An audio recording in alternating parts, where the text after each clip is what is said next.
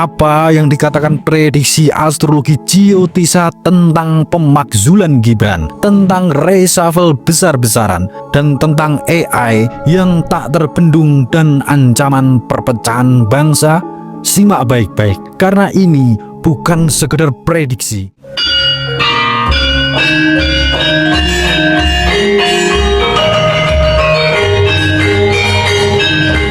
Assalamualaikum warahmatullahi wabarakatuh. Salam waras-waras wae.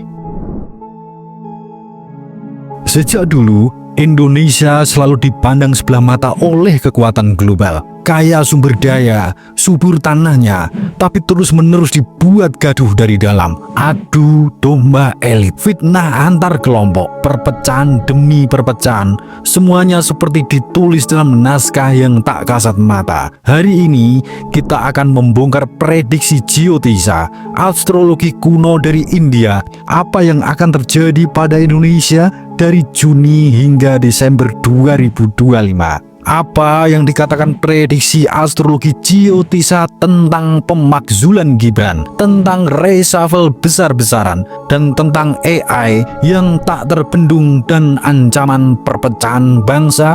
Simak baik-baik, karena ini bukan sekedar prediksi, ini adalah peringatan untuk rakyat yang mau berpikir dan rakyat yang bangkit menjaga Bhinneka Tunggal Ika. Sebelum kita bedah satu persatu, silahkan tulis doa dan harapan kita semua untuk negeri ini di kolom komentar. Dan bagi sedulurku yang muslim, jangan lupa tulis sholawat. Semoga doa-doa kita semua terkabul. Sebuah prediksi besar astrologi Jyotisa dari Juni sampai Desember 2025. Kita mulai dari yang paling panas dulu, politik. Mulai Juni sampai akhir tahun, langit menunjukkan tekanan besar dalam tubuh pemerintahan. Saturnus di posisi rumah yang ke-10. Ini titik pusat kekuasaan dan struktur negara. Artinya akan ada guncangan politik. Elit mulai goyah, rakyat mulai vokal, dan yang paling mencolok, nama Gibran. Ada potensi besar, tekanan hukum, bahkan isu pemakzulan. Rakyat banyak yang mulai buka suara. Ada gelombang baru yang muncul dari bawah. Mulai dekat ke akhir tahun, makin kuat desakan untuk reshuffle kabinet. Panjenengan bisa lihat sendiri nanti mulai Oktober, suasananya makin panas. Demo, protes, sampai pengakuan-pengakuan yang mengejutkan. Tapi ini bukan cuma di jalanan, perang besar juga terjadi di HP panjenengan semua, di timeline panjenengan, di TikTok dan Twitter. Rahu yang dikenal sebagai planet ilusi lagi nongkrong di rumah yang ke-9. Ini rumah ideologi dan kepercayaan. Dampaknya banyak narasi sesat, potongan video yang menyesatkan, akun-akun anonim yang kerjaannya adu domba. Jangan langsung percaya sama konten viral. Jangan gampang terpancing. Tahun ini perang utamanya bukan fisik, tapi perang pikiran. Kalau kita lengah, kita bakal dijadikan musuh satu sama lain. Ingat, adu domba itu senjata klasik, dan sekarang bentuknya makin halus lewat algoritma, lewat notifikasi. Sekarang kita bicara ekonomi.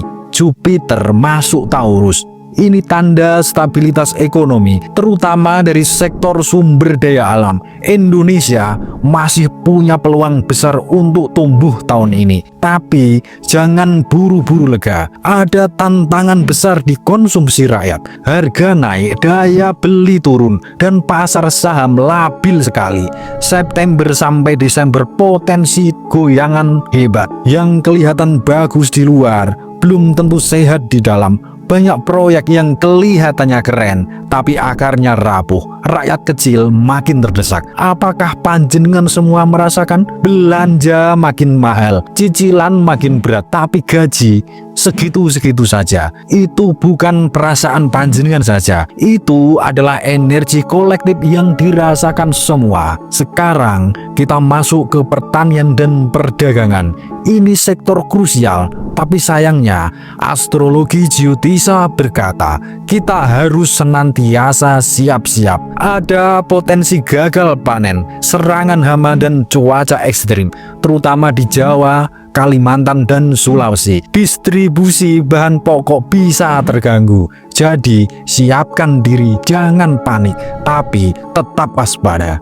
Dan di sisi lain, peluang ekspor tetap terbuka. Komoditas seperti kopi, rempah, dan kelapa sawit dan CPO bisa jadi andalan kekuatan ekspor Indonesia. Tapi ya itu tadi, kalau cuaca ekstrim, semua rencana bisa berubah.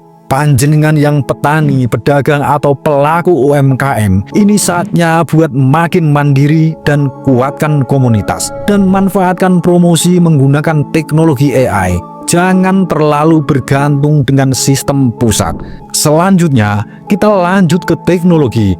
Nah, ini yang paling menarik. AI lagi gila-gilaan. Dan di Indonesia, geliatnya makin terasa. Mulai dari startup sampai proyek nasional. Semua berlomba bikin AI sendiri. Apakah itu bagus? Iya, bagus. Tapi mengandung bahaya. Karena bintang Rahu itu licik. Dia bisa bikin kita kagum sama ilusi. Banyak proyek AI yang kelihatan keren, tapi datanya nyolong. Sistemnya belum aman. Waspadai penyalahgunaan data. Pemerintah udah mulai bikin aturan, tapi kita semua harus kritis. Untuk kamu yang aktif di digital, hati-hati. Jangan cuma konsumsi teknologi, belajar juga cara kerja di baliknya.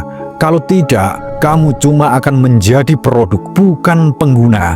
Sekarang kita membedah prediksi bagian yang paling sensitif. Bencana, langit memberi sinyal yang keras.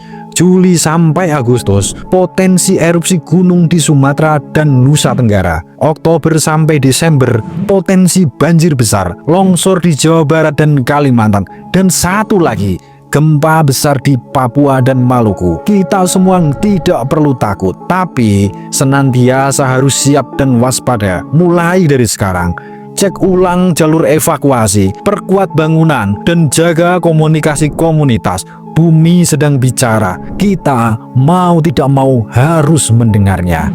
Di luar semua itu, akan ada peristiwa nasional yang besar. Bisa jadi skandal politik. Yang mengejutkan adalah kemunculan tokoh alternatif, sosok muda, bersih dan dekat dengan rakyat. Akan ada perubahan besar arah kebijakan luar negeri. Dan itu bisa bikin elit panik. Tapi rakyat sudah mulai melek. Sudah tidak bisa didikte elit lagi. Nah, sekarang yang paling penting, di tengah semua kekacauan ini, kita harus ingat siapa kita. Indonesia Bhinneka Tunggal Ika. Jangan mau dipecah belah, jangan mau diadu domba, jangan saling curiga.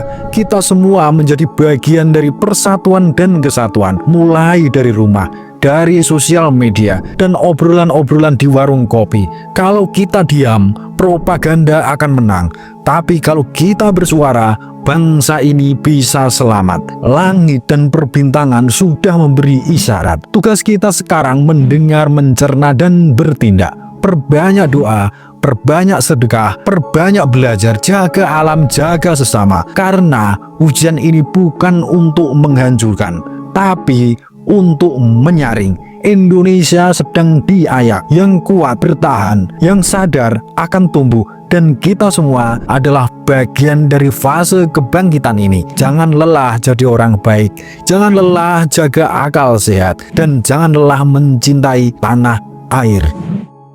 Suradira Jayaningrat lebur dening pangastuti. Wassalamualaikum warahmatullahi wabarakatuh.